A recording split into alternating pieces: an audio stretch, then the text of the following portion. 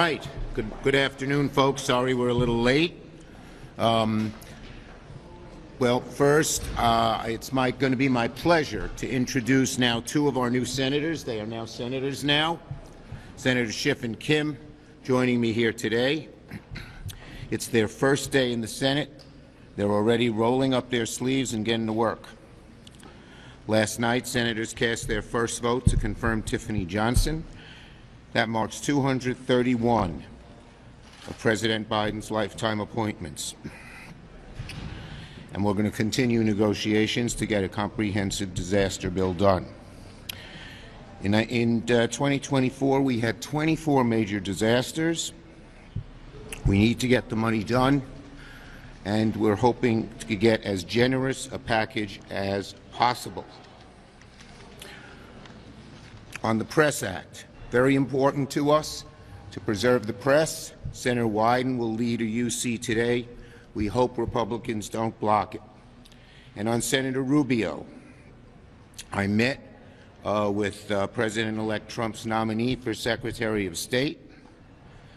We had a good and productive meeting. The Senate's going to do a thorough review of all of the President-elect's nominees. This meeting was part of that process. We had good discussions about Ukraine, the Middle East, Haiti, and China. I expressed my concerns with President Trump wavering on long-standing U.S. foreign policy commitments like NATO, Ukraine, and Taiwan. And of course, on China, I talked about my meeting with President Xi, and I hope he continues to focus on stopping the flow of fentanyl and the precursor drugs that China sends over. Establishing economic reciprocity that lets American firms compete as fairly in China as they compete here. But we have to go through the process. So I look forward to seeing Senator Rubio's hearing in the new year. I've worked closely with him in the past. We've had a good relationship. I think he's qualified for the role, and I certainly don't start out with any negative disposition. If Rubio's confirmed as next Secretary of State, I hope we can work together to further the legacy of American diplomacy and investment around the world. Senator Schiff. He has the bigger stake, so he goes first. Mr. Leader, thank you very much. I just want to express how proud I am to have this opportunity to represent the great state of California, but also I want to acknowledge the late great Senator Dianne Feinstein, who was a giant for the state of California. She leaves behind an incredible legacy.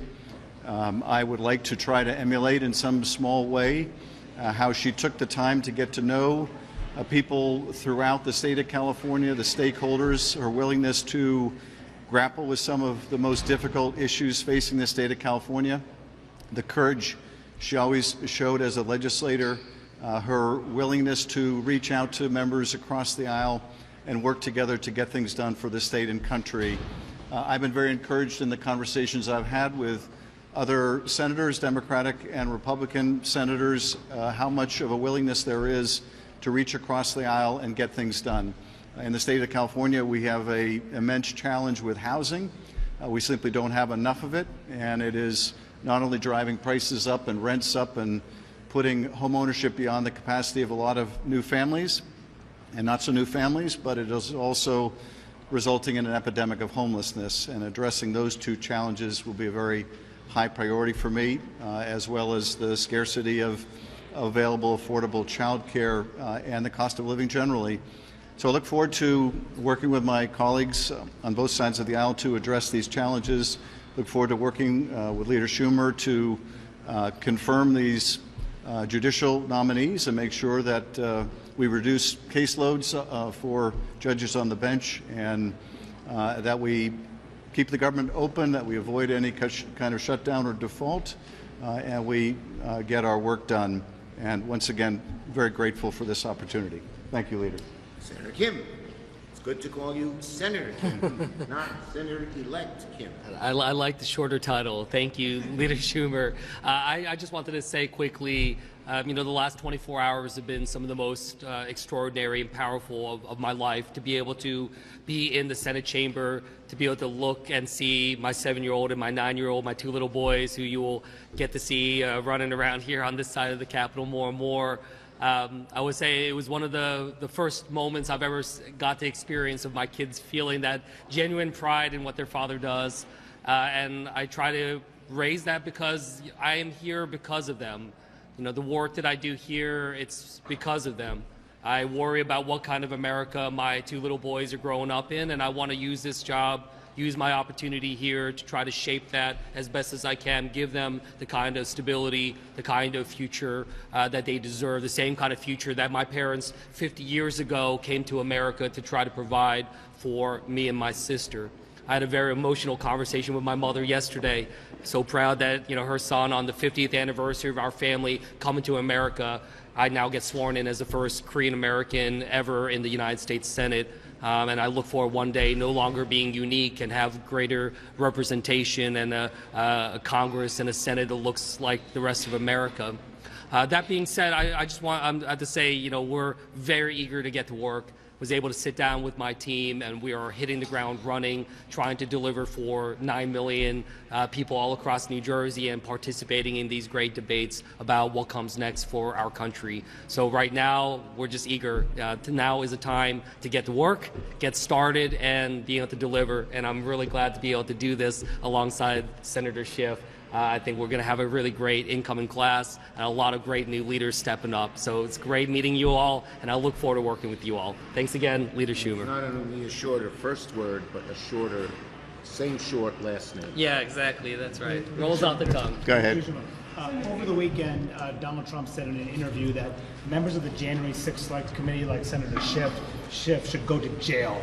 Your reaction to that, and should President Biden consider preemptive pardons for anyone Trump may go after? Look, the bottom line is we all know that Senator Schiff did a very, very good job on the hearings. He broke no laws whatsoever, and the truth stands for itself.